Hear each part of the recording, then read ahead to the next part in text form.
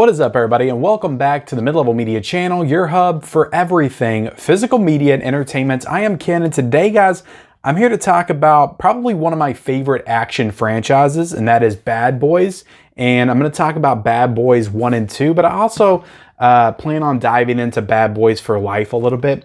So I'm doing Buddy Cop Month on the Mid-Level Media channel, which, you know, if you haven't subscribed to my channel, definitely hit the subscribe button. It's down below. I do all kinds of physical media content, 4K, Blu-ray reviews, physical media reports, Blu-ray hunting videos, collection hauls, just tons of stuff that if you like Blu-rays and 4Ks, you'll love it. Hit the subscribe button. Also, be sure to like this video and comment down below if you got any thoughts on this franchise. So yeah, it is Buddy Cop Month on the channel. To be honest, I'm kind of failing at this month. I think I'm not watching as many as I intended to or wanted to. And after I watched all the Lethal Weapon films and I watched Turner and Hooch, it's kind of, I don't know, I've kind of hit a wall with this genre. I know there's some other good ones out there. I watched The Hard Way as well. I plan on giving my thoughts on all the other movies that I watched that I haven't done individual videos before, probably at the end of the month, but I don't know, I had to go back into some familiar territory. I couldn't wrap up Buddy Cop Month without watching, you know, some of my favorite action films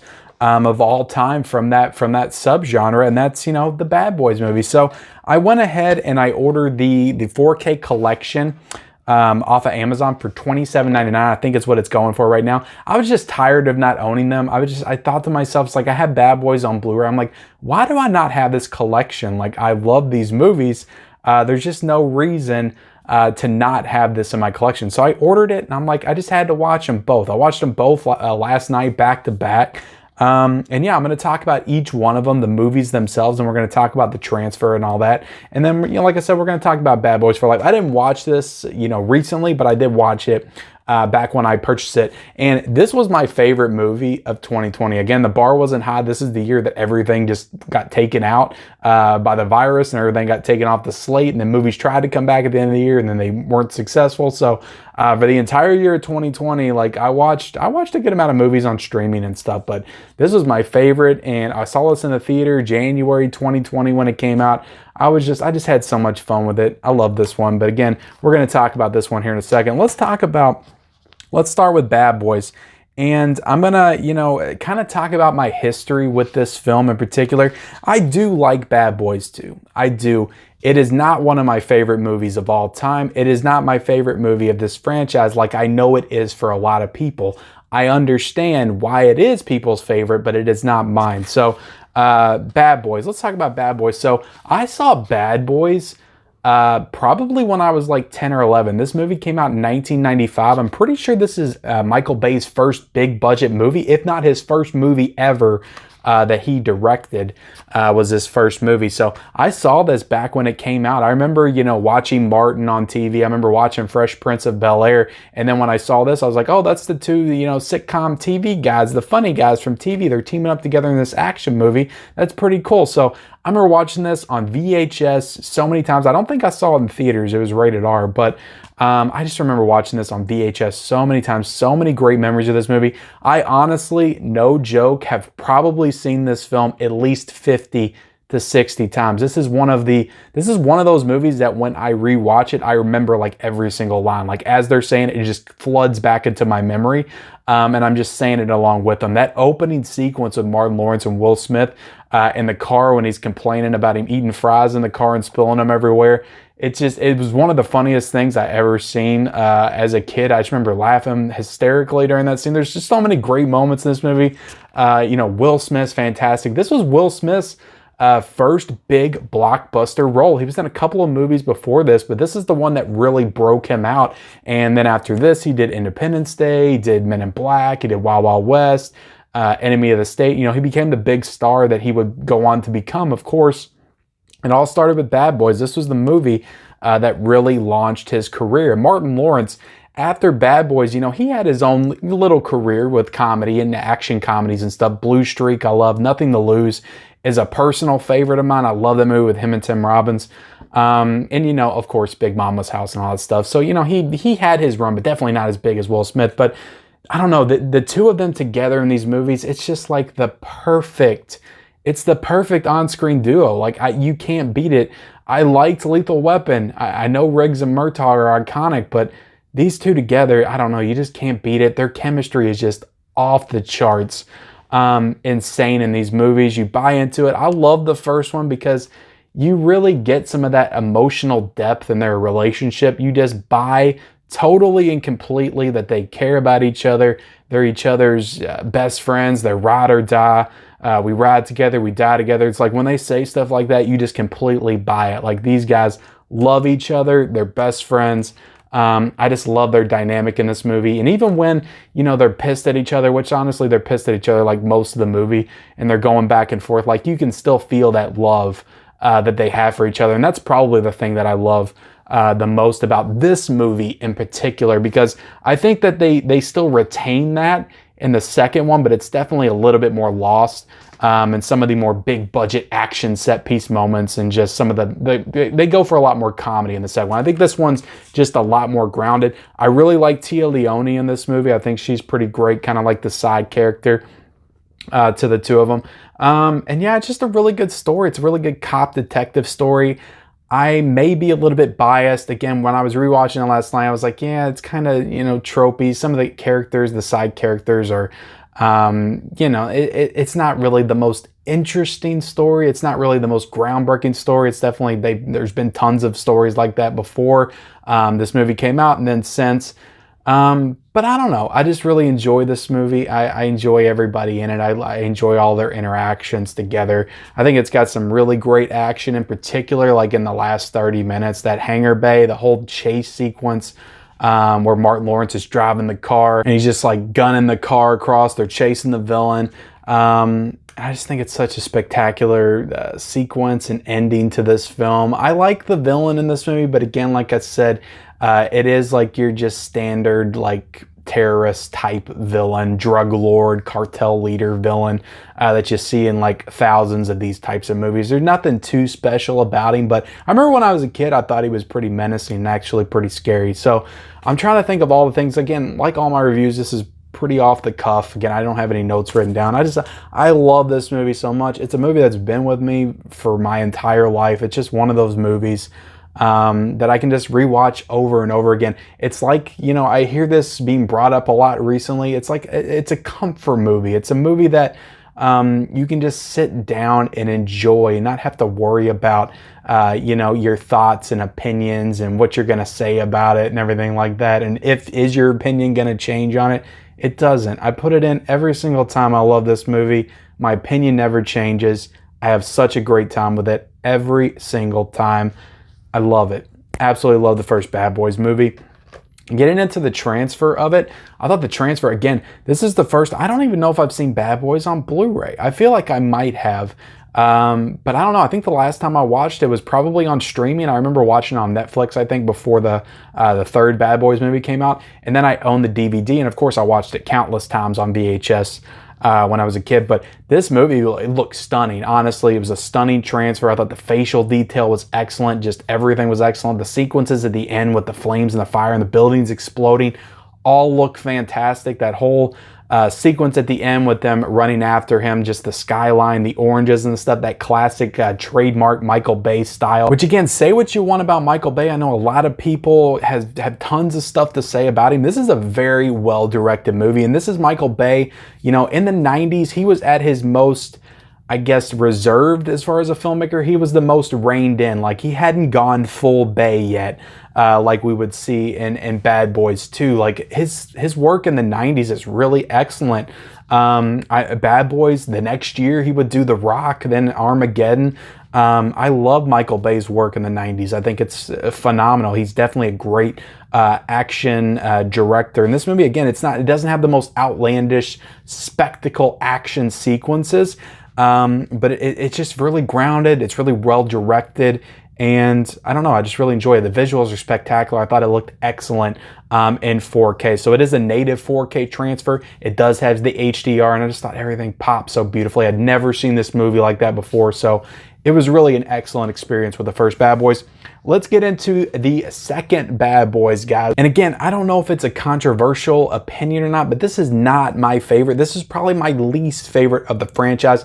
I have learned to enjoy it, I think, a little bit more than I did when I saw this in the theaters back in 2003. I think I was a senior in high school when this movie came out. My hype level was through the roof. Like I said, I grew up watching the first Bad Boys so many times. I've seen it like 50 times by the time I went to see this. So I was so hyped for this movie, to see Martin Lawrence and Will Smith back together again in this big budget spectacle.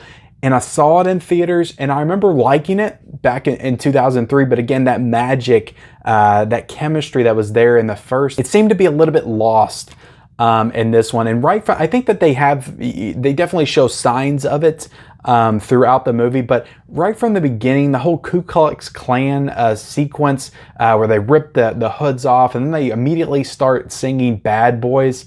Like it's their thing or something, and it's something they're supposed to do, and that's supposed to be funny. And I remember being in the theaters and everybody laughing. I'm just like, this isn't funny. This doesn't really work for this situation. It's a really serious situation going on right now. Like, one of them could die, and it's just the way that the first film treats like some of the situations with Will Smith and Martin Lawrence. Like, it takes them seriously. It treats their enemies as serious threats, and this movie really doesn't do that. Like I said, they're Will Smith's mouthing off to him while they got a gun to Martin Lawrence's head. It's like the stakes aren't there, but they are there. So it's a weird kind of shift in tone. So I don't enjoy that opening sequence at all. I think the movie gets better, and they definitely do a better job of balancing throughout the film. But again, they go back and forth sometimes, and they do have some of those moments that are kind of like that throughout the movie. But yeah, the first movie, it was funny when they started singing Bad Boys, and it didn't feel out of place because they had just got done arguing. They were in the car, like there wasn't any threatening things around them at the time,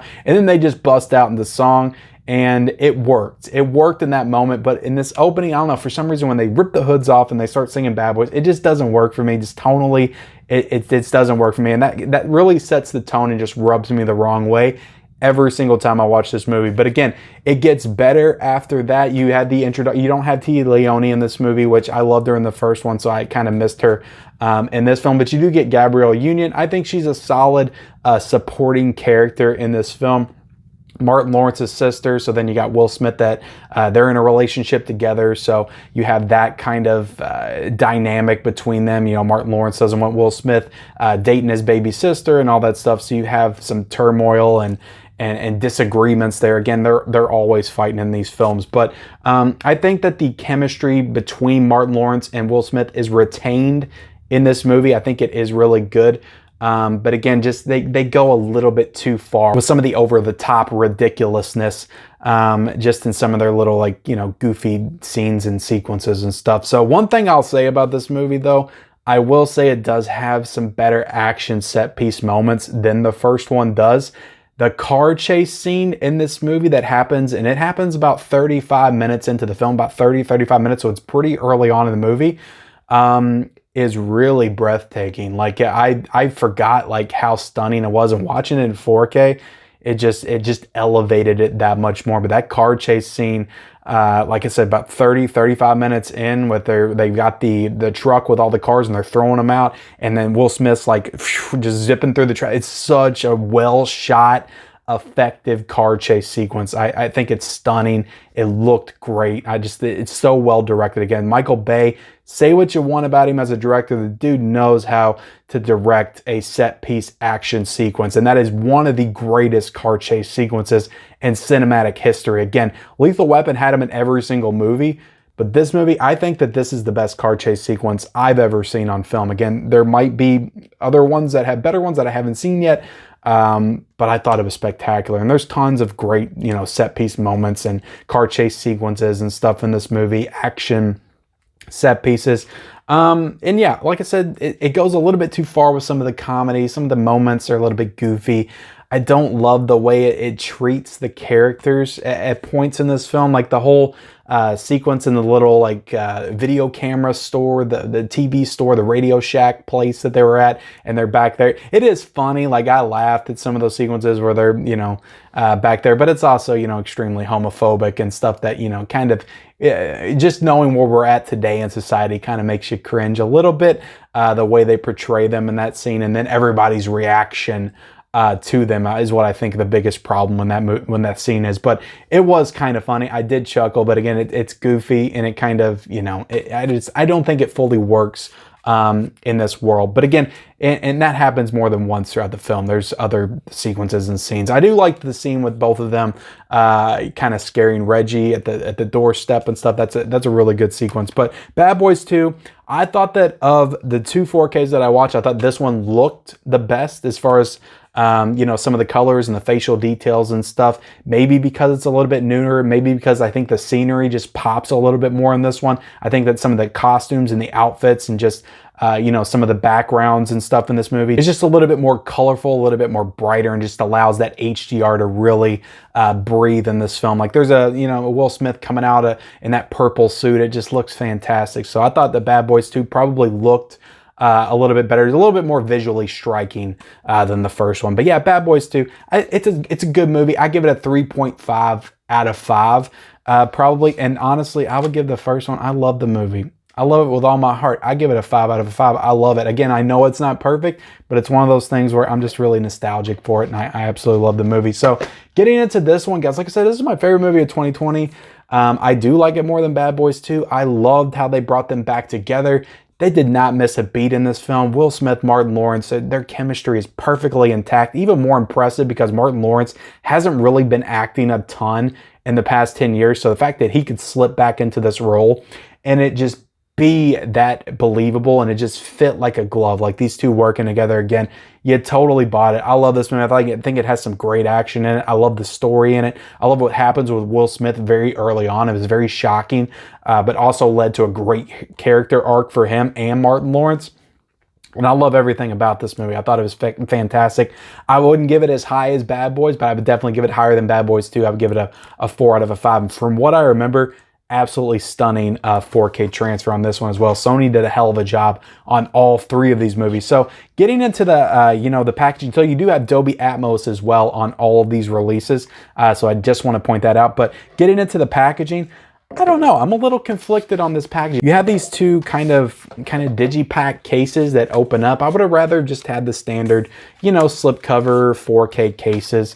You know, these are kind of weird. They're kind of like CD cases, I guess. You open them up, and then it's in this big little cardboard container, which I don't have a problem with that. I just wish it would have been kind of like the Karate Kid set was what I thought it was going to be. And then when I pulled them out, I got these little you know, these little flappy case things, but you know, it is what it is. I like how it's embossed right here with the Bad Boys. I like the image on the front and the image on the back.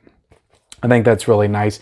And then right there, I think is pretty cool as well with the lettering. Again, it's embossed, so it's really nice and slick and cool. But getting into the special features, they kind of ported all the special features from the Blu-ray, and all of those special features are on the Blu-ray disc, so you don't get those on the 4K disc itself. So again, no new special features here, but again, you don't really usually get new special features with these, you know, catalog studio titles generally. Usually just get the ported over Blu-ray stuff, which I wish that some of them would start to do some new special features. It is getting kind of old that we're getting these releases. Again, this came out in 2018.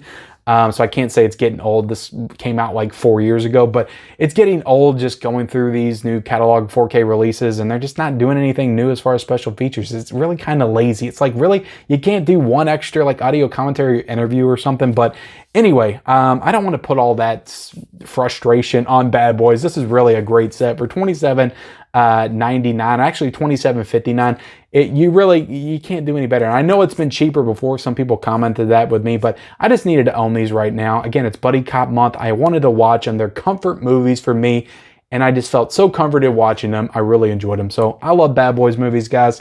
I hope you do too. Again, in the comment section below, let me know what your thoughts are on these films. Also, be sure to like this video, guys. Subscribe to my channel if you haven't already. And again, I've got some more Buddy Cop movies to watch. Hopefully, I'll be wrapping up Buddy Cop month with a live stream where I'll just go over everything that I watched and do a tier ranking like I did with Western month. So yeah, I've got some other ones to watch. But again, hope you enjoyed this video. Like, comment, subscribe, turn on the bell notifications. Follow me on all my social media accounts. Those links are in the description, and we'll see you next time.